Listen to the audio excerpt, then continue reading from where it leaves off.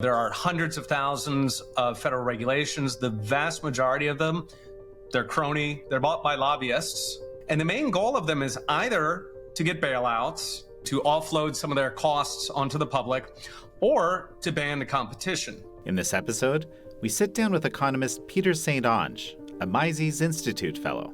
We dive deep into Trump's strategy to revitalize the American economy and what roadblocks may lie ahead.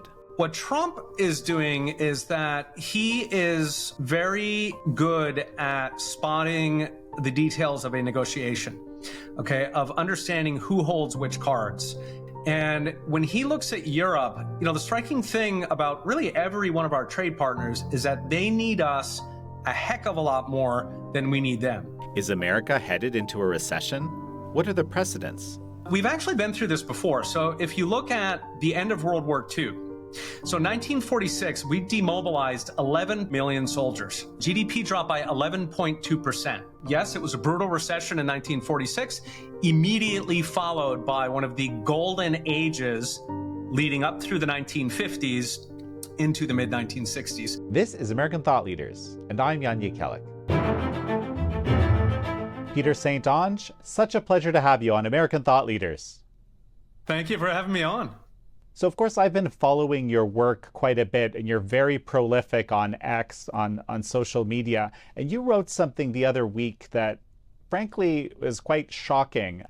For every single federal regulator that's kept on the job, there's 138 private sector jobs that get destroyed. It's hard to fathom how this could be the case. The reason is because federal regulations, one of the great myths of government is that regulations exist because there's some public need and, people organize and they stand up in their local community centers and they bake cookies and somehow, they power through against the man. And in reality, regulations are bought. They're bought by lobbyists. And this has been true since the beginning of regulation. They are generally bought by large incumbents, for instance, Wall Street bankers. They have big budgets. They use those budgets to put senators on speed dial. And then when they need a regulation written, they call up the senators. The people who actually write the regulations tend to be employed by those big companies. And the main goal of them is either to get bailouts, some sort of to offload some of their costs onto the public, or to ban the competition. If you look at 2008, for example, that's a really nice example of this. So 2008 was a disgrace. Wall Street made billions of dollars, and then by basically taking huge risks, taking gambles, hiding the gambles they were taking, and then when they went against them, they handed it all to taxpayers. And what was cute is that, of course, the public was angry. They were angry on the left. You had Occupy Wall Street. They were angry on the right. You had the Tea Party. And the response was that Wall Street said, "We've been naughty. We need you to regulate us." And they wrote the regulations, of course, because who else is going to write regulations? Wall Street knows how the financial system works, right? The people doing the bake sales aren't going to write competent regulations. They are going to get hustled. So now when you look at, it's kind of a fun chart, when you look at the number of banks that were started in the US, it's very, very hard to start banks because there's a lot of regulations that are bought by Wall Street. They make it almost impossible. So they screwed up. They got something like $800 billion worth of bailout. And in return, their penance was that they rewrote the financial rules to outlaw competition and to keep it all for themselves, to monopolize finance into an oligopoly. So the end result is that the regulations chase out our own job creators. Peter, forgive me. This feels to me like a very extreme position about regulations, because obviously without any regulations, corporate America would run amok, right? Like having zero regulation cannot be the right answer, even if, let's say, the preponderance of regulation is indeed exactly as you describe. So where does this actual needed and valuable regulation come in? Or is your position that it simply doesn't exist? It doesn't exist with a caveat. So we can ask what happened before we had the regulatory state, and the federal government was of course much, much smaller. But how did you deal with companies behaving badly back in the 1800s, and that was dealt with by the tort system, so negligence rules. So if a company was poisoning your soup, then you had a case, you could take them to court, and then you would get compensation for that. And that was the main deterrent against companies. What happened is during the progressive era, so this is about 1900 to about 1915 or so, that was really the heyday of the progressive era. Of course, it's continued. But during that era, the regulatory state rose up. That was sort of the creation, one of the main creations of the progressive era. But something else they did was capture the legal system specifically by trial lawyer associations. They have essentially weaponized the legal system against regular people. So if you changed it today, it would be an absolute disaster. Companies would indeed poison you because you wouldn't be able to do anything about it. They would just outbid you in the legal process. They would have lawyers to run you around circles for the rest of your life, take away your house in the meantime. So you really, 95% of the regulatory state you could get rid of without any consequences. That last little nugget of 5%, that is doing something. It's very corrupt, but it is doing something. At that point, when and if we get to that point, then we can have a conversation about pairing that last bit of regulation together with legal reform, tort reform. But until then, I think the main point, given what we're working with, is that there are hundreds of thousands of federal regulations. The vast majority of them, they're crony. You can get rid of them with very little consequences, very little negative consequences, and a lot of positive consequences in terms of new entrants being able to come into the industry and create jobs and create prosperity. Fascinating. And, so let's talk about DOGE very briefly, right? One of the arguments that's been leveled against DOGE, there's a lot of, I've heard a lot of positive arguments, certainly, but one of the arguments that's been leveled against DOGE is that it seems too arbitrary, right? There's too much being taken out. It's unclear. I'm thinking about these regulations, right? If you're saying there's 5% that are doing something, 95 that aren't, if you get rid of the wrong 5, you could create a mess for exactly the reasons you just described. Is it possible this is the situation with DOGE? Yeah, it's always tricky if you're reforming a large organization. So the U.S. government employs about 2.4 million civilian workers. They have budgets, of course, about $6 trillion that they spend. It is by far the largest organization on earth.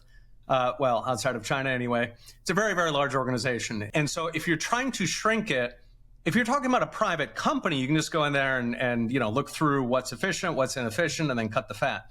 With the federal government, it's very, very tricky because they've inserted sort of all of these tripwires and traps and fake doors. And so they have to go after what they're able to go after initially. So to give an example, when you join the federal government, the first year you are a probationary worker. It's much easier to fire you. You don't yet have all of those government union rules. Now, what they're currently doing is targeting those probationary workers because they're the low-hanging fruit. In a perfect world, they would not do that, right? Instead, they would, look at all of the employees and they would say, I don't care how long you've been here. Are you good at your job or are you not? Now, they've made a couple of mistakes. I think they laid off, there were some nuclear inspectors or something where they rehired them within like 12 hours. Elon has said that that's going to happen. When you throw in the postal workers and the military, you're talking close to 5 million people. If you're trying to trim a 5 million person, completely dysfunctional organization, yes, you're going to make mistakes in both directions. What do you think of how DOGE has been conducted thus far? I think it's been incredible. It's something that both parties have been trying for decades. This is not a Republican issue. Both Bill Clinton, even Obama, they tried to rationalize government to make it more efficient. We know big government does not have all the answers. We know there's not a program for every problem.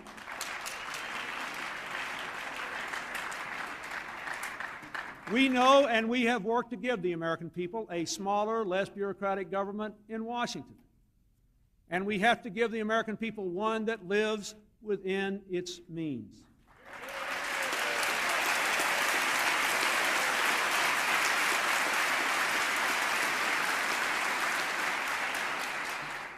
The era of big government is over. Al Gore famously, he was going to make the government more efficient.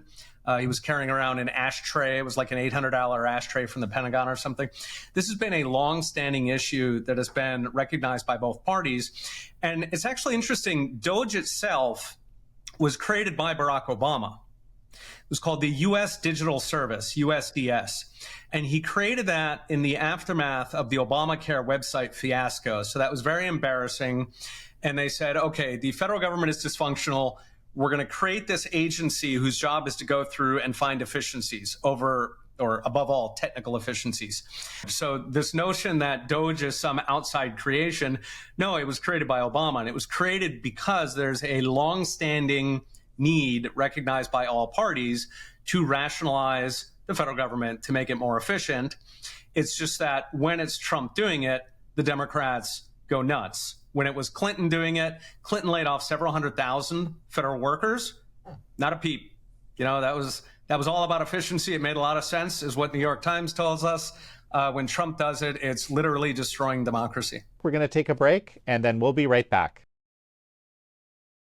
And we're back with Peter St Onge. Let's actually talk about the economy. We've been hearing about lots of real structural problems with the economy. The debt, the amount of money that's been printed in the last few years, kind of the accelerating, interest payments on the debt.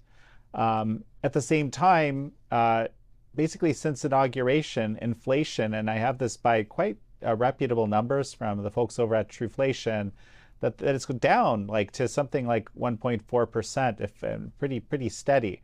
I don't even understand how that works, given the reality of the previous years, right? Given the amount of money printing and so forth. So can you give me a picture of what you think the economic reality for the U.S. is right now? So that's a big question. There's a lot of parts to it. Here, breaking it down. Okay, so you've got three numbers that I think people really care about. One of them is inflation, one of them is growth, and one of them is jobs. And if we start with inflation, the big story at the moment is that we've got this overhang from the Biden administration. The numbers that we're getting right now are really the tail end of Biden's numbers. And the reason is that it takes a while to collate most of these statistics. So the numbers that we've been recently getting have been sort of the final report card for Biden. Those have been pretty bad. So Biden's final month inflation rate was an annualized 5.7%. That was his parting gift to Trump. Economic growth, GDP growth, was about 2.3%. That's fairly good. There's a big caveat there, however, which is that if we go back through the Biden administration, about half of economic growth has just been increases in government spending. Right? That is not sustainable. That's not actually creating prosperity. It shows up as GDP, but it's not creating prosperity. So if you discount for that, then we're probably closer to about 1.2%, which is pretty bad because the population grows about 1.2%. In other words, that's flat. That is stagflation. So 5.7% inflation, per capita 0% economic growth. Biden gave Trump stagflation. And the problem is that it takes a while to turn those around. So traditionally, for example, when you look at Federal Reserve interest rate cuts, which is the main way that the Fed tries to influence inflation, there's a delay of about 12 to 18 months on those. Those take quite a while to work through the economy. That means that if Biden handed Trump stagflation, in theory, the first 12 to 18 months of Trump could still have all that inflation in it. So how do you fix that? How do you bend the curve on it faster? The main way you do that is cutting government spending. You can cut government spending, or you can try to grow the economy very quickly. Spending, they've been trying very hard to do that with DOGE. Democrats have been fighting every step of the way. Some of that has been through lawfare. For example, trying to force them to hand out U.S. aid money, things like this. On growth, which is the other way to do it, that also, it usually takes a while, right? It takes a while for people to start a new factory or to drill a new hole for oil. So Trump is trying to accelerate that as quick as possible. And so the question is, over the next 6 to 9 months, let's say, before the new companies kick in, when we still have the overhang from Biden's stagflation, I think that's really the danger zone. That's what, when you look at the stock market, for example, when it's somebody called it a kangaroo market, right? It's not a bull market. It's not a bear market. It's a kangaroo. It's all over the place. A lot of that has to do with the market trying to figure out what they think is going to happen in the next 6 to 9 months under Trump. You mentioned, there's two approaches, right? One is that you can cut spending. The other one is you can create prosperity. When you're doing the cutting spending side of things, right, you're actually, you mentioned that a significant portion of the jobs growth, for example, and the economic growth was actually that government spending in the first place. So you're actually cutting the economy itself. So it almost seems like you have to do the other part, the increasing prosperity. Otherwise, you're going to, end up in a dark place. Or correct me if I'm wrong. You're going to end up in a recession, right? So if you look at Argentina, for example, Javier Milei has been a model for what DOGE is aiming to do. And Javier Milei came into an economy that was going through hyperinflation.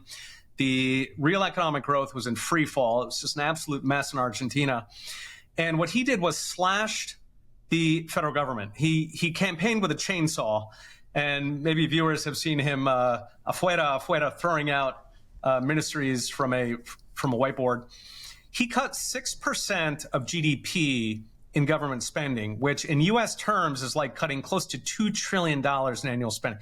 Massive cuts. So he cut 6%. Now that means that on paper, GDP is going to go down by 6% because GDP includes government. Now what actually happened in Argentina is that in that first year, GDP growth only went down by 3.5%, meaning that the private sector almost immediately jumped in and made up for half of all the government cuts. 1 year later, the projections for Argentina's GDP now are around 8% growth, right? So in other words, what happened in Argentina, you cut $1, the private sector immediately grew by 33 cents, and then the following year, it grew by like $1.50, right? So it's incredibly good for the prosperity of the country. Your cancer is a strong word, but you are losing fat.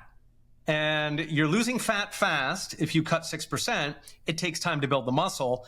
Going by Argentina, it was surprisingly fast. But yes, in the meantime, you did have that 3.5% drop. Now, Argentina does not have a very robust welfare state. We have an overgrown welfare state in this country. You're eligible for Medicaid, for welfare, for unemployment benefits. So, if we have something like a 3.5% recession here, it's not going to be nearly as bad as Argentina because we have that large welfare state. Now, we've actually been through this before. So if you look at the end of World War II, so in 1946, we demobilized 11.2 million soldiers. It was that was close to 10% of the entire population. It was close to a fifth of the workforce. So we demobilized them because the war was over. And GDP dropped by we demobilized 11 million. GDP dropped by 11.2%. And yes, it was a brutal recession in 1946, immediately followed by one of the golden ages leading up through the 1950s into the mid-1960s. Trump is surprisingly aware of American economic history. He's talked a lot about the period before the income tax, for example, the 19th century, when the government subsisted almost exclusively on tariffs. There was no income tax. There was no Federal Reserve. He's surprisingly familiar with these things for a president. I think he's far more intellectually curious than, say, a Barack Obama, certainly than people give him credit for. But yeah, I think he's interested in the 1950s economy, and in many ways, demobilizing our overgrown federal leviathan, I think, is very similar to demobilizing after a war. So you mentioned tariffs instead of taxes, and this is something that I know that the executive branch has been looking into. I think the president has mentioned this specifically. Let's talk about tariffs. How do you view, for example, right, this big new, approach that the president has been touting, and we're about to see how it's going to work or not, is these reciprocal tariffs, right? In situations where there's a significant imbalance in terms of what sort of tariffs are being levied, they're going to be equalized based on what the other side is doing. What do you think is going to happen? Yeah, so a tariff fundamentally it's similar to a sales tax, and it's a tax on imported goods. The trick is that, generally speaking, other countries are putting a lot more tariffs on us than we've been putting on them.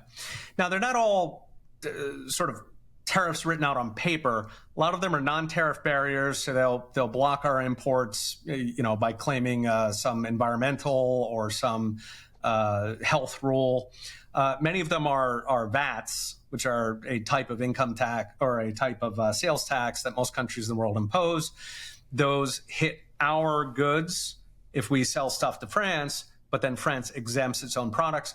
So there's a variety of barriers that countries put on us. And for Europe, for example, they tax us at roughly 18% more than we tax them.